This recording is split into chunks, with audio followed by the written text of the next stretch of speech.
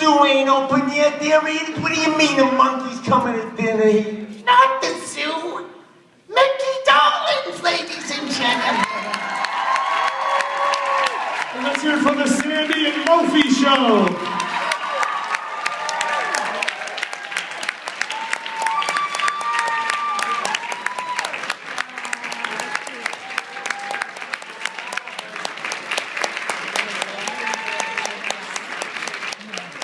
Huh? You never got an intro like that before. No, that's cool. Oh, Lord. Endless highlights. Ladies and gentlemen, Mickey Dolenz, come on. Thank you. David Cassidy was talking about Davy Jones and himself being frustrated because they considered themselves such serious actors, and perhaps things they were typecast in prevented them from being more than they could have been. You, however, theater, Pippin, Aida, everything, you've done West End, you've produced, you've acted, you've gone beyond that. How come that hasn't been as much of a stigma for you? Wow, what a good question. You got a couple days? I don't know the short answer to that. I don't know why. Well, you know, maybe I do. I have been confronted with that problem myself. I mean, I have been up for roles, or somebody will suggest me, and the producer will say, no, we love him and he's great. We love his work, but he's not right for this or not right for that.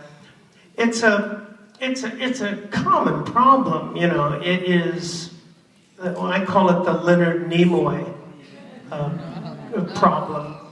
And Leonard Nimoy being one of the greatest actors, Shakespearean. I mean, you know, he was and is a great, great actor. But when you achieve something so iconic, they also call it the Superman syndrome.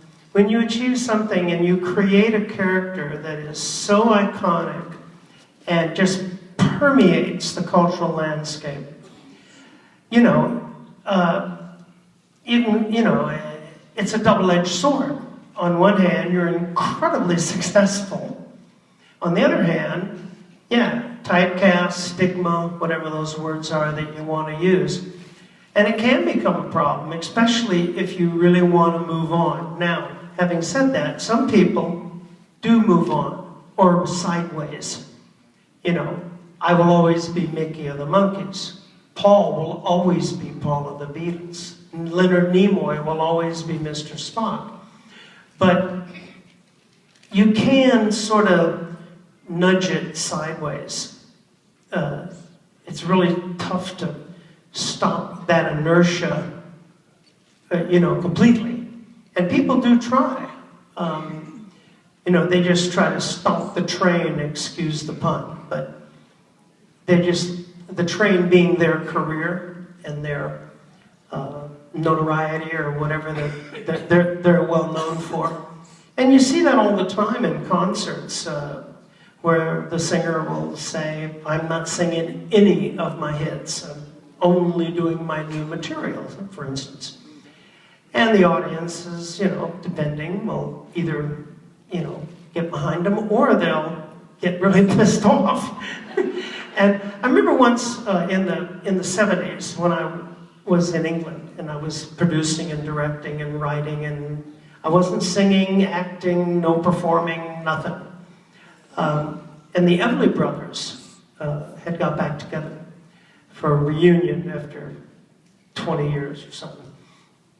And they were at Albert Hall, and I was a huge Everly Brother fan. And I got front row tickets, and I got there, and we got there to the show. And I remember thinking, I hope they do, you know, their hits, because you don't know, you never know. I hope they do Kathy's Clown. I hope they do, you know, all these songs that I remembered so clearly. And I got there, and sure enough, they sounded exactly like they did, and they were singing Kathy, and I'm standing up crying, don't want your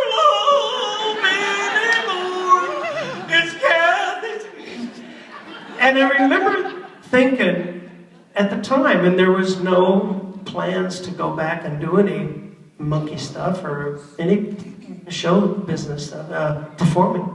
But I do remember thinking, if I'm ever asked to go back and sing some of those songs, I'm going to do it just as they remember it. Because ultimately, and this last show we did was a good example of that. The little subliminal theme, to some degree, was these songs don't belong to us anymore. They belong to you. And that is what Mike Nesmith's song, Tapioca Tundra, means. That's what it was about. It cannot be a part of me because now it's part of you. And he wrote that in the 60s. He's smart. He's a real...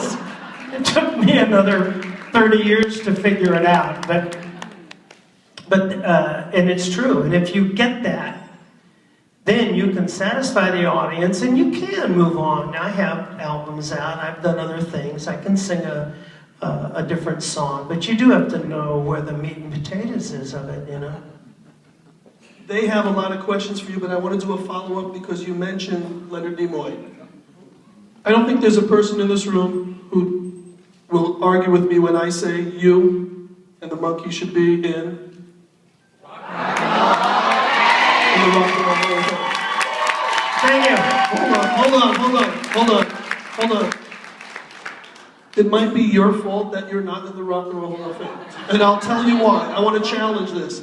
How many interviews did you say Leonard Nimoy played Mr. Spock? He wasn't. He was an actor playing, you know. We were actors playing. Could that have taken away? No, that has nothing to do with it. I know why we've not been nominated. Well, I think everybody probably knows why, because basically of one particular, one of the original founders of the Rock and Roll Hall of Fame. And no, it doesn't have to. You know, actors playing actors. The closest thing to what the Monkees was now is Glee, which is a show about a glee club in an imaginary school. And we lived in an imaginary beach house.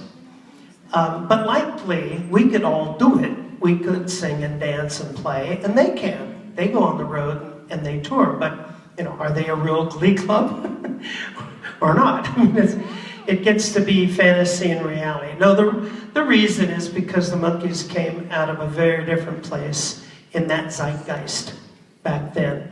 And there are some, and there were some, and still are, who just didn't get it. They didn't get the fantasy. You know, the closest movie that's ever been made is Galaxy Quest.